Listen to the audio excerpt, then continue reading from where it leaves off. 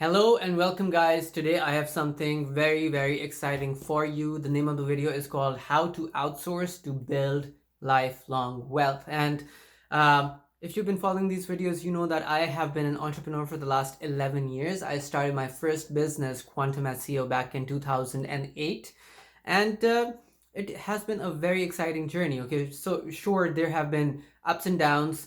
There have been many sleepless nights, but the reward that I got for kind of paving my own path, blazing my own path is, it's second to none. I'm really happy about where I am in life, and that's why I want to share all these strategies with you, because they've really helped me out, and I'd like for you to get a benefit out of them as well, right? So in this video, I'm going to talk about outsourcing, but not how other people do it. Now, most people think that they only need to care about outsourcing if they have a full-blown 6 or 7 figure marketing company or a 6 or 7 figure business. And that's not the case at all. You don't have to do it only for your business tasks. Okay, you can do it for your personal tasks, but I think I'm getting a little ahead of myself, so I'm going to back up a little bit. Outsourcing is when you hire someone in another country, in a cheaper country where the labor pool is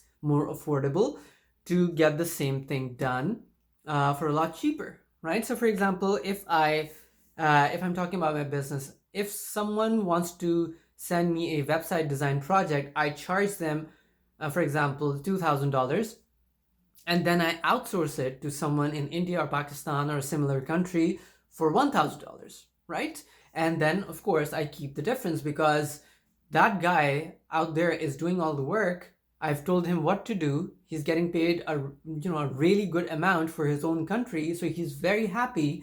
And I have brought the project to him, so I keep half of it, half the payment. So that's how outsourcing works. That's how simple it is. Now, some websites which come to mind that I use every single week for outsourcing is, first of all, peopleperhour.com. Okay, that's peopleperhour.com. Okay, when I started my first business, it was another website. It was called rentacoder.com. It's not around anymore because they changed their branding and now they're freelancer.com. You might have heard of them. Okay, there are like 1,000 other websites out there, but that's not the point. The point is, you can use any avenue of interest that you like, as long as you understand how it works. The world, the way it's evolving today, there is a lot that you can outsource without doing it yourself. Okay, let's take a look at some personal tasks as well. You can have a virtual assistant or an appointment coordinator sitting in another country. I have one of those people. Okay, and she's amazing. And you don't have to pay them a whole lot in your currency, but when you send the payment over in their currency, it's a lot of money. It's pretty decent money. If you are paying someone in India or Pakistan anywhere between $7 to $10 an hour, I am willing to wager that that's a lot of money for that particular person. Okay, I am not at all saying that you should shortchange people, because it's gonna come to haunt you. You will hire the wrong kinds of people, and anyone who is really good at something will charge you more for it, and that's fine. But as long as the benefit that you receive from their services is lower than the cost that you pay them, then it makes sense for you to keep doing this year after year, right guys? So if we are talking about the personal side of outsourcing, you can get someone to set your appointments for you, especially if you are really busy. You can get someone to do some research for you. You can get someone to book appointments, to figure out what restaurants you want to go to figure out where you should take a trip. They can even help you plan for a trip. Every single thing almost can be outsourced.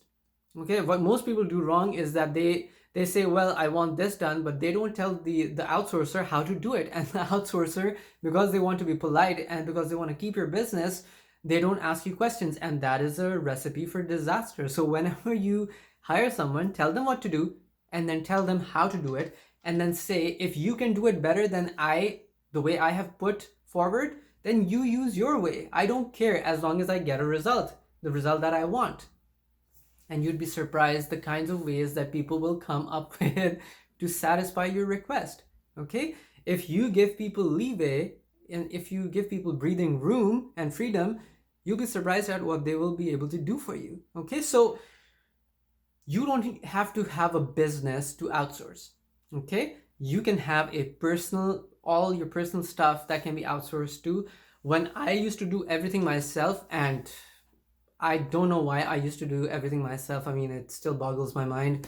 I used to spend at least 10 hours and I was really tired by the end of the day. Now, it does not take me more than 5 hours to get everything done because I'm not even doing half the work. I have such a wonderful team. I'm so thankful to them. They've made my life easy and they've just made everything easy for me. So I'm really grateful and thankful. And you can do something similar, okay? If you have a business, you can do both. You can outsource some of your personal stuff and some of your business stuff, okay? A good way to doing both is to have a 3-part interview session, okay? A lot of people just hire after talking to them for 5 minutes. Don't do that. If you want to hire the right outsourcer, you have to write down your project requirement first and properly. Secondly, you have to interview them on 3 different stages. The first stage is you send them a questionnaire. The second stage, if they qualify, is you have a personal interview with them, 15 to 30 minutes on Skype video or Zoom video. Third, if you really like them, you get another associate or a family member of yours to interview them. That's how simple it is. And that way you will end up with a person who really knows what they're doing, who are confident, and who you absolutely love. Okay? Discuss the pricing, discuss their salary, and the expectations. And if you're lucky, you will have a person you can do business with for the rest of your life. And they'd make your life really easy. But please take care of the outsources as well, right? They're part of your team. They deserve your kindness. So please be kind to them, okay? I have especially seen that people from India, Pakistan, South America, and the Philippines, they are wonderful people. They're amazing people. And I have so many of them in my team. And I just don't know what I could do without them. Okay, so there isn't, outsource is a part science and a part art, right? So you have to stop thinking of it as a path from A to Z, okay? There will be a couple of hiccups. You have to improvise, but in the end, you will save time, which is the most valuable asset that you can ever have, and you'll save money, and you will save yourself a ton of hassle, okay?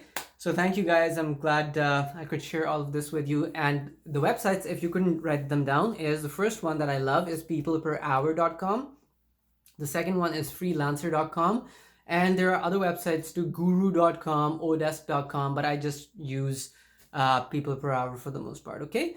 Thank you so much. And if you like this video, please like it, hit the like button and subscribe to my channel. And I will send you another video tomorrow. Take care. Bye.